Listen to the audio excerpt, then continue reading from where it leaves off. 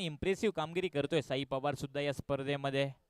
अजित चव्हाणची चांगली कामगिरी, त्याचबरोबर अजय चव्हाणचा चांगला खेळ, त्याचबरोबर साई पवार चांगलं प्रदर्शन करतायत या स्पर्धेमध्ये. ओ क्या बात आहे, एक जबरदस्त झेल मैदानाच्या आतमध्ये पकडत असताना आपण पाहिलाय.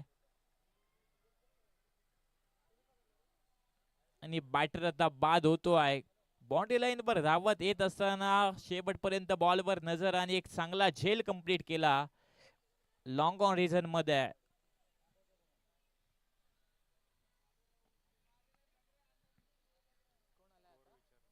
धावसंख्या स्कोर बोर्ड वर 22 धावा आहेत. धावसंख्या स्थिरावली आहे, विकेट गमावली आहे गरुडा 11 टीमने.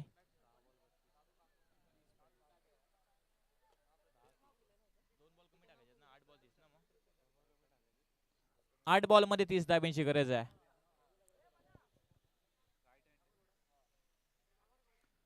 न्यू बॅटर बॅटिंग साठी. पहिलाच बॉल टॉप एज लागली आहे. मिडॉनच्या दरम्यान क्षेत्ररक्षक आणि चांगला झेल कंप्लीट आणि एक बॅक टू बॅक विकेट. दुसऱ्या बॉलवर पुन्हा एकदा एक विकेट प्राप्त झाली आहे. बॅक टू बॅक दुसरी विकेट या मॅच मध्ये बॉलर साई पवार प्राप्त करतो आहे. आणि हॅट्रिक बॉल आता या मॅच मध्ये फेकला जाईल साई पवारच्या माध्यमातून. हॅट्रिक घेतली जाईल का या स्पर्धेमध्ये, येणारा बॉल सांगून जाईल उत्तर.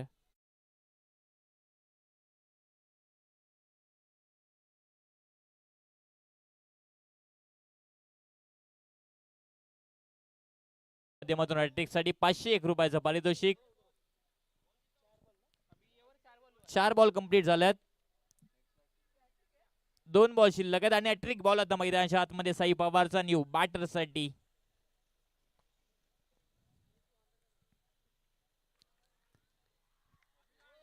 काय घडलंय मैदानाच्या आतमध्ये, हॅट्रिक कंप्लीट केली या स्पर्धेमध्ये. पहिली साई पवारने घेतली हॅट्रिक.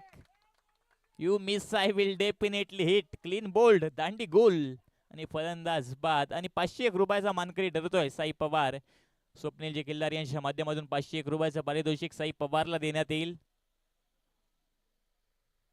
आणि संधीचं सोनं या मॅच मध्ये साई पवार करतोय आपल्या टीम साठी. फायटर 11 टीम साठी fighting performance batting bowling department मध्ये चांगलं प्रदर्शन करतोय.